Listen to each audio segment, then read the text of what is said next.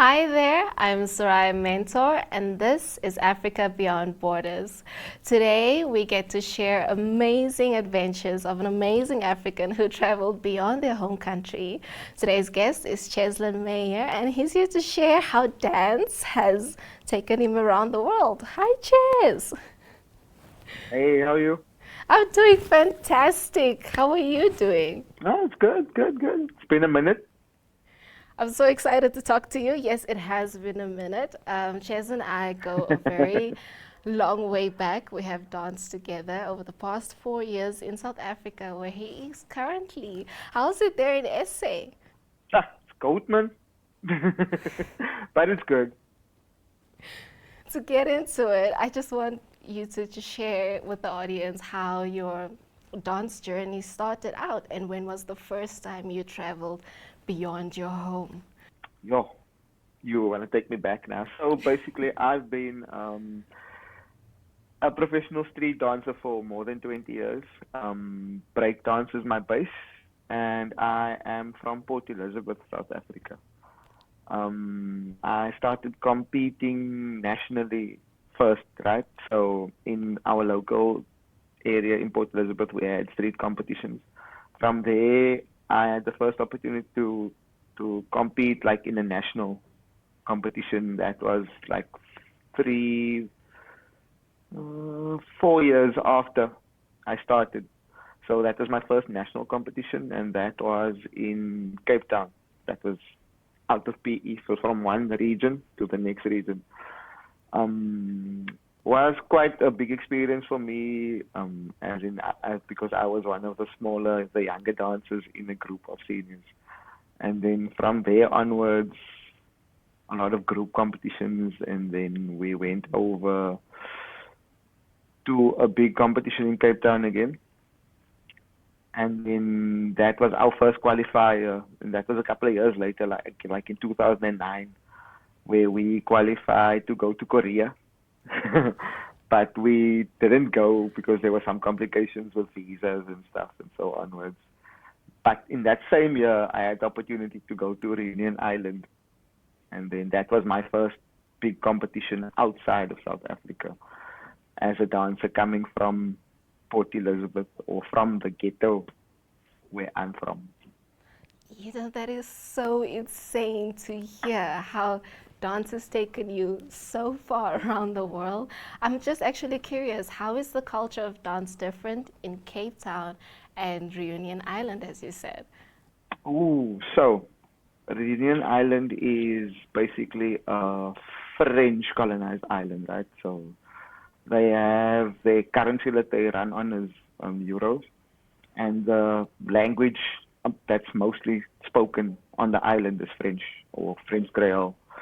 And then you have people that obviously speak English, and there are some South Africans that as well, but you don't really get to see them because the island is French based.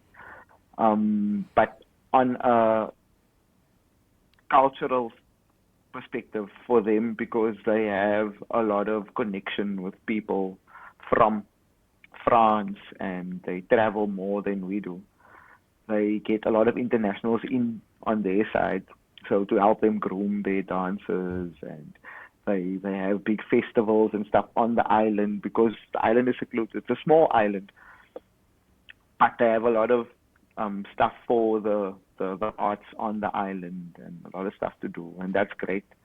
But as South Africa, and we have a rich culture when it comes to street, and it's just that because we're so spread out, Cape Town is one of the major cities when it comes to hip hop or dance in general. And then Johannesburg is also wide. That's more the business side when it comes to performing and doing big corporate gigs and stuff. But PE, we're a small city. A lot of talent, but not a lot of opportunity. That's why a lot of the dancers try and travel, or even videographers or musicians, because there's more opportunities outside, and we're trying to develop and push more to create more platforms our side and to get more people to come in and invest into what we do on our side.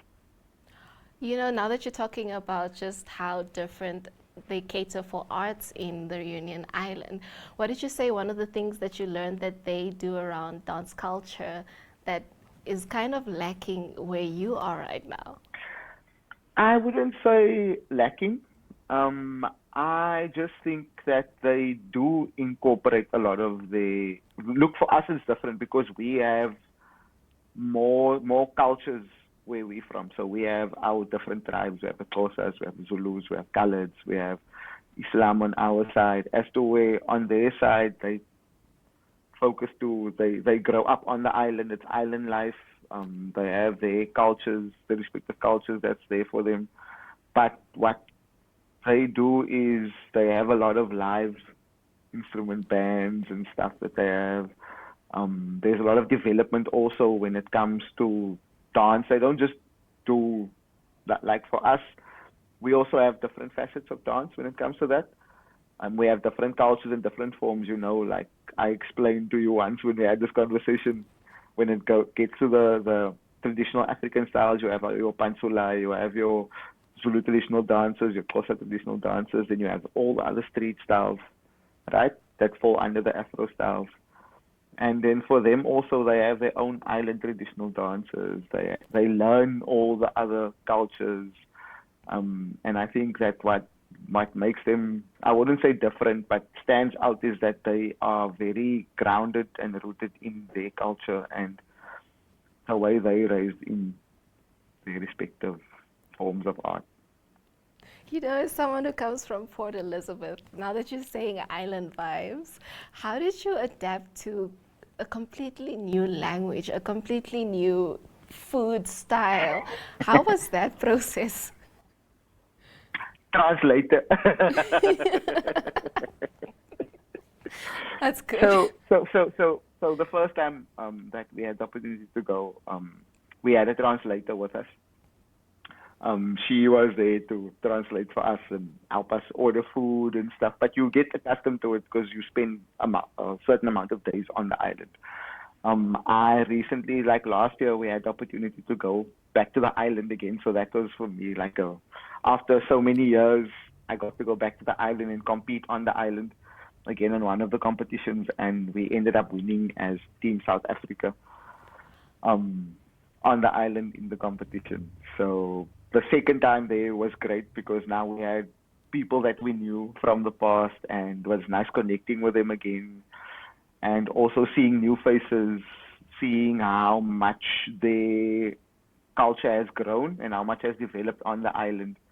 And a lot of their dancers that's from there now is currently traveling all over the world, and they going to big events and stuff. But that's also because there's support from their government and there is support from outside, and they're really making effort to get out there.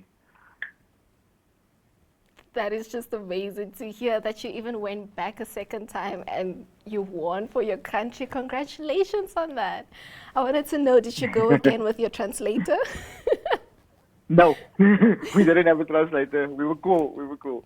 Because now, Fluent French. obviously, yeah, nah, I wouldn't say fluent. We still have to do the Portuguese thing. That is amazing to hear, Ches. I do know that you've also been to Vegas. You've also been to Dubai. I just want you to compare how you adapted to these different countries and what did you learn from yourself? Okay, so Vegas was the easy one. Vegas was 2011, and that was for the World Hip Hop Championships. That was because of obviously it's English. There's no big barrier when it comes to communication because in the States, English is the primary language and in most places in the world. The experience there was great. We got to meet so many other countries. A lot of the people that you see in movies now, like you see trending all over the world. We had the opportunity to do workshops with a lot of the heads in certain dance styles. Um, I'd say someone that people would recognize now is Paris Goebel. She's like the choreographer for Rihanna and choreographer for all those lead female artists or artists in general in the States. We got to do workshops with her. She's also in one of those step up movies. She's the lead. So it's a New Zealand dancer, but she's a choreographer based in the States now. We got to meet the creator of Crump. Tight Eyes, a lot of guys who follow Crump and do that would know who that is. That's an overall dance experience. It was great. Last year, same thing. Got to go to Saudi Arabia to Riyadh. That's the capital city in Saudi. Me and a couple of other breakdancers from Cape Town. We had the opportunity to perform at the Soundstorm Music Festival, and that was huge because they had a whole lineup of international performers. It's like Busta Rhymes, Eminem, who else was there? Thames was there, Jason Derulo was there. So we had the opportunity of seeing all of those artists perform at the different stages and stuff. So that was great. Also, easier to communicate because a lot of them understood English, and that was just a big party. And we were there as part of the entertainment, getting to share our craft as South Africans, but also as breakdancers coming from South Africa. I just aspire rather to be you and just travel the world and dance. We're going to take a quick break and we'll be right back.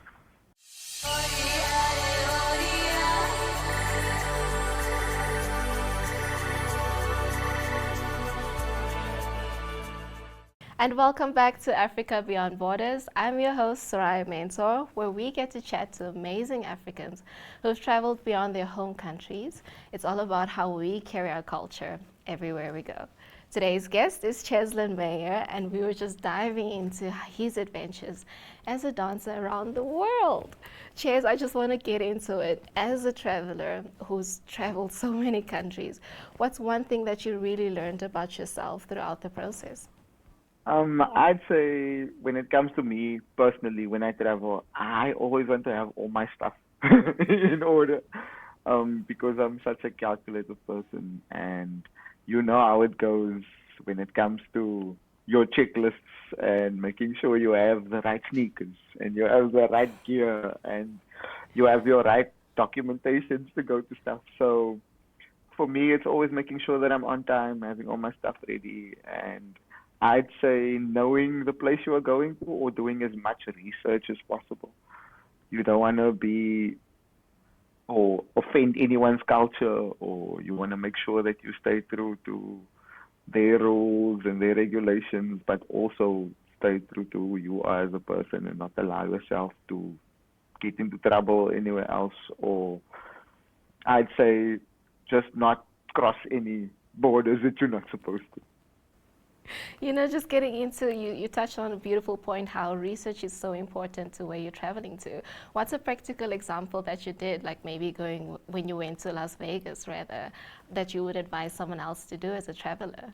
Make sure that all your documentation is right. Because in the States, they're very strict on, I'd say, your documentation. If you manage to get all the way to Los Angeles, basically, at the airport, customs will make sure that they check everything thoroughly. Make sure your documentation is right. You don't have anything in your luggage that will put you behind bars, basically. I'd say that. Just beautiful. You have people that take chances. Customs is number one. Have your papers in order. I'll take that note. Yes. I just want to know, as someone who You grew up should know. in yes. But getting back into it, as someone who grew up in Port Elizabeth, South Africa, how did you bring your culture or share your culture rather with the people that you met globally? All right. So I'd say I, for someone who speaks Afrikaans, you know. When you get to another country, say they speak French or they speak Portuguese or Spanish or something, the first initial thing we know it's like a prank for all of us. The first thing you want to learn is you want to teach them a swear word. Second thing, you would most definitely give them a nickname. That standard procedure. Then I'm sure they do the same because obviously you don't understand their language. One, they'll make you say something stupid. Two, they'll have a nickname or they will give you a name that reminds them of someone that they know. Literally, everywhere you go, any culture, same thing. They do the same thing. It's the global standard, how you introduce someone Yes. to your culture. It's just lovely to hear. I'm actually Definitely, very interested definitely. to hear about your food journey. What was it like adapting to different food palettes around the world? Ooh, yeah, that's a fun one. So, I'd say the most interesting one for me was the first time we went to Reunion Island, because obviously it's very similar to South Africa when it comes to food. It's the spicy food. Um, if you've been to a color dome, it's it's a lot like a Mexican dish. There's a lot of flavor in the food. There's a lot of vegetables. You'll find that. It's just trying something different because I remember my friends that were with me on the trip. They took us to the market, and then there was a section at the market on the island where they made rum, and the guys were trying it. It was fruit that they used from the island, but they made a rum out of it, and the guys got drunk. That sounds really, really Obviously, I fun. don't. Yeah, obviously I don't drink and I don't smoke, you know that. So I would just stood there laughing at them because we could get their faces pulling and stuff. Because yeah, it's just a fun experience. Also trying their foods, how it's prepared by them. First time around, there was a lot of pork and a lot of chicken. Yeah. Ooh, ooh, it sounds like a very fun island to visit. It is. I'd say it's definitely one to visit. It's very beautiful. There's a live volcano actually on the island. Um, so it's very nice scenery and everything. You can literally go around the island completely in 2 hours. Yeah. Wow, that is wow. That is something to adapt to. I just wanted to ask you, because you did mention how island dances are different now that you're back in South Africa, how did your dance style change over the time as you traveled? Ooh, that's a good question. So, like when even when we spoke about how I came to dancing and how I started learning all the other styles of dance, for me, it's just seeing how the level of those dancers are. And I know that is just to exposure to other dancers on a higher level. And the more you get to travel, the more you get to see. I think it's also a thing of becoming more comfortable with who you are as a dancer and how you prepare for things. Like I know when I prep for competition, you tend to create a lot of new material, but then the other aspect that stresses you about that is how it will look to someone else or how people will receive what you are creating because you're creating from your mind and what you feel is right. But your opinion of right isn't always what the next person thinks it's right. So it's the creative process and having to trust that your creation will stand out or it will be received to people the way that you see it, whether it's choreography, whether it's moves, whether it's um, just a showcase where you know how it goes. And I think it's just being able to see how much they push and that inspires you to push more. And the same for you, how much you push will inspire them to work even harder. Because obviously, if you coming from your country or your place, stepping into a new platform, they obviously gonna be like, nah, we're not gonna allow anyone to beat us on our ground. You know how it goes with competition. And when it comes to showcases or performances, it would be being eager to see what the others do and being more willing to show what you have.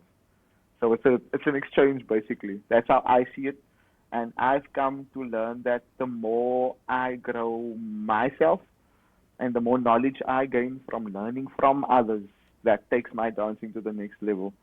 And I've always been open to learning more. So whether it is a different dance style or it's something outside my comfort zone, I believe in always being teachable because you can't teach others if you're not allowing yourself to be taught. It's kind of like saying, I know all the things that's right, but no one can teach me, and that's not how it works. You know, Ches, you might as well just write a book because that was amazing.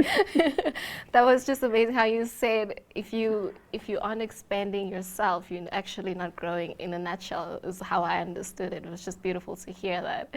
Just to close it off, what advice do you have for other travelers who are traveling and pursuing specifically art around the world? I'd say best advice would be try and travel and try and get out there while you're still able to do it. A lot of us don't have the opportunity of being able to travel. There's financial restraints. There is just not being able to, like not everyone has the capital to travel. Not everyone freedom to be able to. A lot of people, if it's basically your work that allows you to go if you can. So if you have the opportunity, if you don't have the responsibility, if you don't have the house or the family at home that you need to focus on and give more of your time, get out there, learn more about your craft, or if they're willing to support what you do and what you want to grow, then get out there, get yourself seen, build network, build communication between others and yourself so that you can open more doors and create more opportunities to get over there. Because a lot of people get opportunities to go overseas or they go to an event, but they don't network. They don't get to know the people. They don't exchange the right information, or they don't try and see how their brand can work with the next brand. And I believe that once you find that relationship and you get yourself out there and get yourself seen, it's better and it creates more opportunities. And make sure that you are reliable. People can count on you. Just show up for yourself and show up for others. I know it's not easy. It's easier said than it is done. But I believe that with consistency and keep pushing yourself, that eventually there will be many doors that open, not just one. Ah, the reliable, oh, my tongue twisted. The reliable word that you said, it really struck a chord in me. Thank you for sharing that. Before we close, I want to hear one French phrase that you learned that you could share with me, please. Easy one. Okay. So hello, bonjour. Bonjour. Or yeah, bonjour, or ça va. That's how it goes. Or how is it? Ça va. Ça va. So you would say bonjour and then ça va, and you would say ça va bien. Ça va bien. And then I would say my name is. Then I would say my name. So I would say je m'appelle Cheslyn. Ooh. And then you would say je m'appelle. Je m'appelle Saraya. Yeah. Yes. Yeah. Not me getting French lessons from Cheslyn Meyer. I wish I had more. Ches, that was perfect. I know French now, and I'll say that forever to everyone I meet. But thank you so much for joining us here in studio. It was lovely getting to know your story. Thank you for sharing your advice and tips with the viewers. Thank you so much, Ches. Anytime. No stress, right? And that was it from us, just for now. If you guys are much more interested in hearing more information about the show and following us, you can catch us here on DSTV every Monday at 8:30 p.m. GoTV Channel 25 and OneUp2.com. See you there.